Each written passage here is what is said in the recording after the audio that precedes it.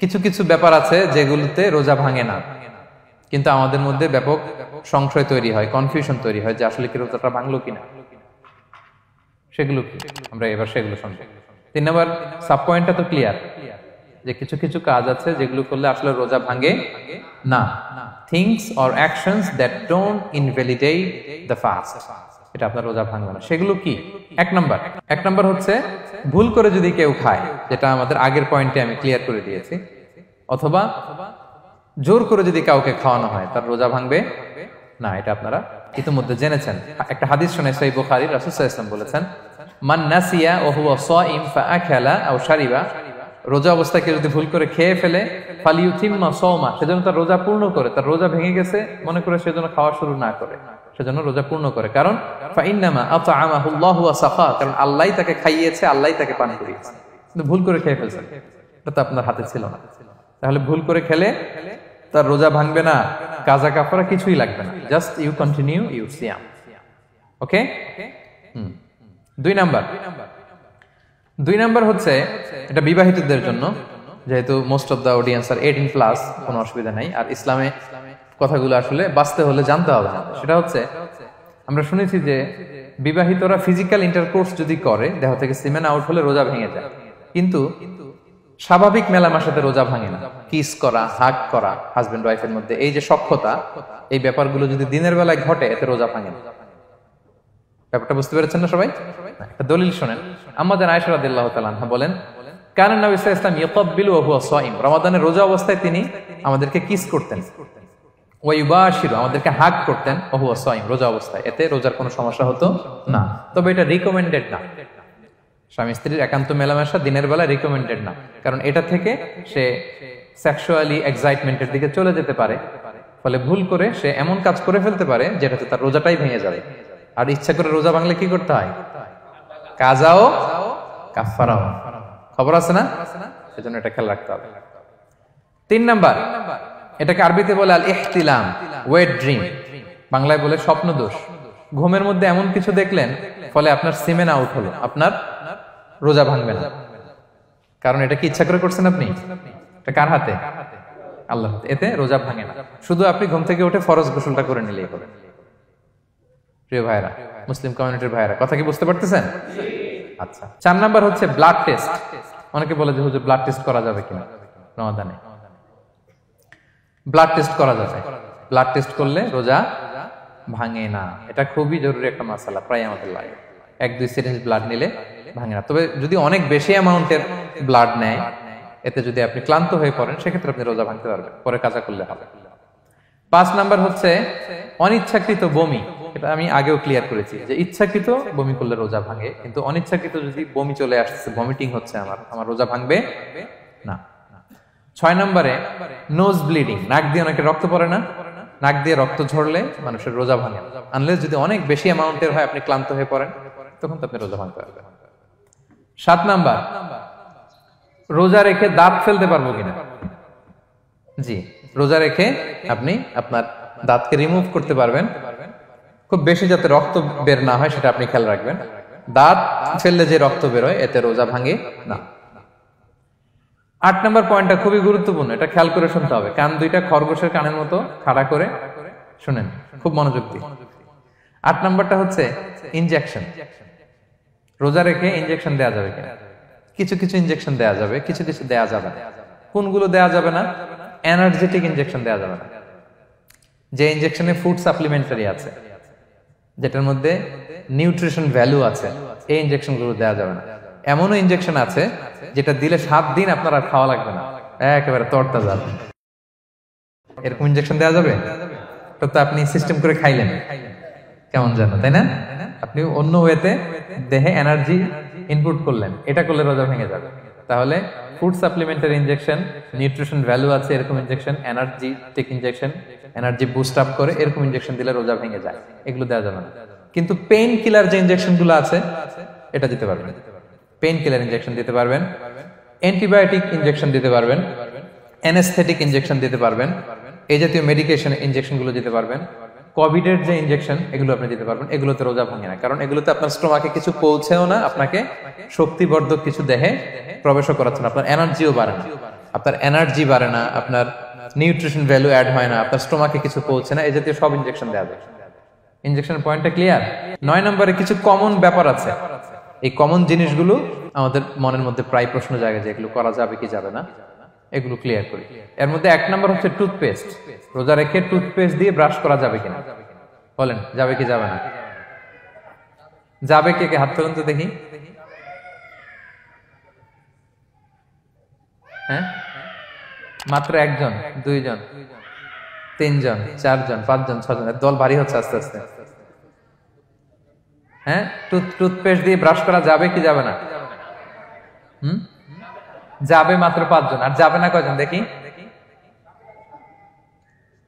যাবে না, অনেকে যাবে না। অনেকে হাত তুলে নাই, ভাবছে কোন জায়গায় হাত তুলে কোন বিপদে পড়ি। চুপচাপ দেখি যে কোনটা জিতে। যাবে না? যাবে না, দল ভারী না? যাবে? এই সুন্দর বলছে, যাবে, কিন্তু না করাই ভালো। হ্যাঁ হ্যাঁ, যাবে। টুথপেস্ট দিয়ে ব্রাশ করলে রোজা ভাঙে না, তবে যদি খুব স্ট্রং টুথপেস্ট হয় এগুলো ব্যবহার না করা ভালো। দিনের বেলায় মেসওয়াক করা ভালো। হ্যাঁ, মেসওয়াক করলে ওইটা সবচেয়ে সেফ। তবে যদি আপনি টুথপেস্ট দিয়ে ব্রাশ করেন আপনার রোজা ভাঙবে না ইনশাআল্লাহ। কেউ কেউ মাকরু বলেছেন, কিন্তু আপনার রোজা ভাঙবে না।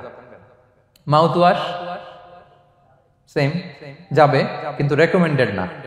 হ্যাঁ, গার্গল করতে গেলে আবার ভিতরে চলে যাবে। সিম্পলি কুলি করা যাবে, কিন্তু আপনার রোজা ভাঙবে না। কিন্তু দিনের বেলায় আমরা টুথপেস্ট, মাউথ ওয়াশ এগুলো ইউজ না করে কোনটা সাজেস্ট করি? কোনটা? মেসওয়াক করেন তো আপনারা? রাসূল সাল্লাল্লাহু আলাইহি ওয়াসাল্লাম বলেছেন, আমার উম্মতের জন্য যদি কষ্ট না হয়ে যেত আমি প্রত্যেক নামাজের আগে মেসওয়াক করা ফরজ করে দিয়ে যেতাম। কষ্ট হয়ে যাবে, পকেট নিয়ে নিয়ে মেসওয়াক ঘুরতে হবে।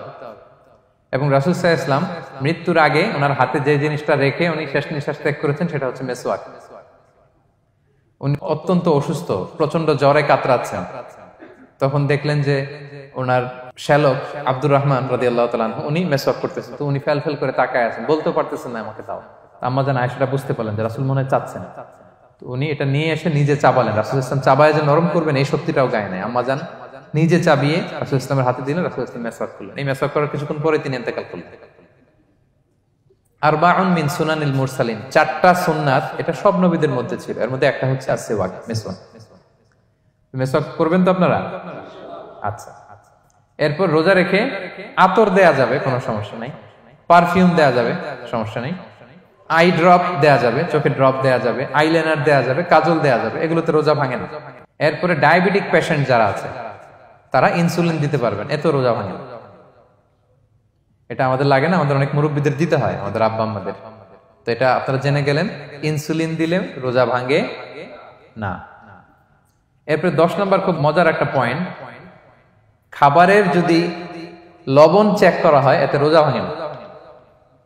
তবে ঘরে আপনারা এটা ট্রাই করবেন না, এটা রেকমেন্ডেড না। এটা কখন রেকমেন্ডেড? এটা বড় শেফদের জন্য। লেটস সে রমাদানে 1000 লোকের বিরিয়ানি করা হবে, আল্লাহর বান্দারা রোজাদাররা খাবে, এটা লবণ বেশি হলে খাইতে পারবে? পারবেন। এজন্য যিনি শেফ, প্রধান বাবুর্চি, উনি লবণটা ট্রাই করতে পারবেন, করেই সাথে সাথে কুলি করে ফেলবেন, ভিতরে তো কিছু গেল না, এতে রোজা ভাঙে না। তাই বলে প্রতিদিন ঘরের রান্নাতে আবার এটা করতে যায় না। ঘরে 2 জন, আপনি আপনার হাজবেন্ড ওয়াইফ টোনাটুনি একটা হইলেই হইলো, কি বলেন?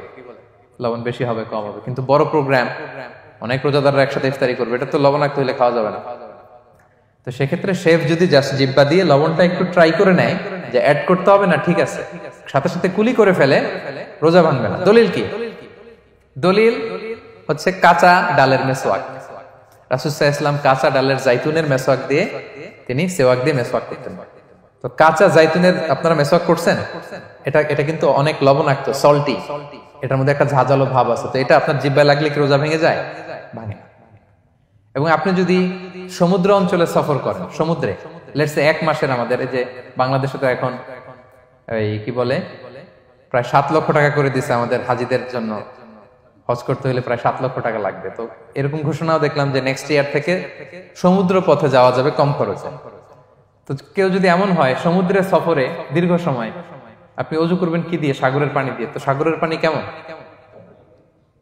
সাগরের পানি দিয়ে আপনার কুলি করতে হবে না? মাছ মজা করবেন না? তা আপনার কি রমজানে যদি কুলি করেন আপনার রোজা ভেঙে যাবে? না, ভাঙবে না। তো এ থেকে স্কলাররা দলিল নিয়েছেন যে এরকম জরুরি প্রয়োজন হলে আপনি খাবারের স্বাদটা লবণটা দেখতে পারবেন, সাথে সাথে কুলি করে ফেলবেন, এতে আপনার রোজা ভাঙবে না ইনশাআল্লাহ বিইذনিল্লাহ। অনেকে প্রশ্ন করে এনজিওগ্রাম করা যাবে কিনা। এনজিওগ্রাম এগুলো করা যায়, এই যে হার্টের পেশেন্টদের জন্য এখান থেকে একটা এই ক্যাথেটার ঢুকায়, যদি এটার মধ্যে ওষুধ লাগানো থাকে তো এটা হার্টের দিকে যায়, এটা স্টোমাকে যায় না, এগুলো করা যাবে।